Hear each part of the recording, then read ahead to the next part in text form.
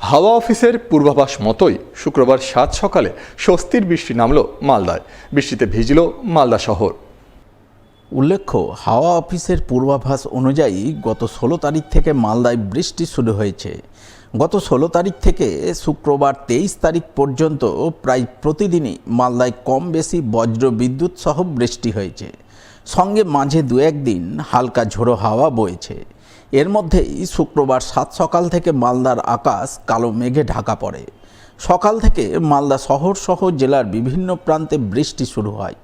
কখনো অঝোর ধারায়, আবার কখনো হালকা বৃষ্টির দেখা মেলে। শুক্রবার সকাল থেকে মালদায় কয়েক ধাপে বৃষ্টি হওয়ায় তাপমাত্রার পারদ অনেকটাই নিচে নেমে যায়। ফলে প্রচণ্ড গরম থেকে নিস্তার পান মালদাবাসী। তবে কাজের দিনে থেকে থেকে বৃষ্টি নামায় কিছুটা দুর্ভোগ ও ভোগান্তির ছবিও নজরে আসে। মালদা হাওয়া অফিসের অধিকর্তা তপন কুমার দাস জানান, এবছর ভারতে আগাম বর্ষার আগমন ঘটতে চলেছে। আগামী ২-৩ দিনের মধ্যেই কেরালায় প্রবেশ করতে চলেছে বর্ষার মৌসুমি বায়ু। তবে বর্তমানে মালদায় যে বৃষ্টি হচ্ছে তা বর্ষার বৃষ্টি নয়। এই বৃষ্টি হচ্ছে উত্তর পূর্ব অসমে ঘূর্ণাবর্ত তৈরির প্রভাবে, যা আগামী ২ দিন বজায় থাকবে। নর্থ ইস্ট আসামের উপর একটা সাইক্লিক সার্কুলেশন আছে। এর প্রভাবে আমরা এটা পাচ্ছি।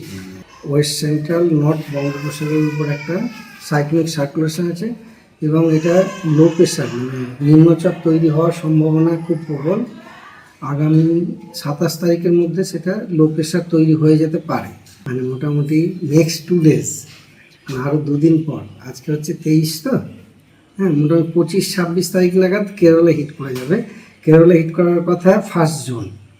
মোটামুটি 5-6 দিন আগে আমাদের মৌসুম বায়ু আমাদের ল্যান্ডে হিট করছে। এই বৃষ্টির প্রভাবে মানুষ অনেকটা রিলিফ পেয়ে গেছে। আমাদের তো 40-এর উপরে টেম্পারেচার উঠে গেছিলো, সেইটা এখন অনেকটাই কমে গেছে। এখন 30 থেকে মোটামুটি 33 ডিগ্রির মধ্যে ঘোরাফেরা।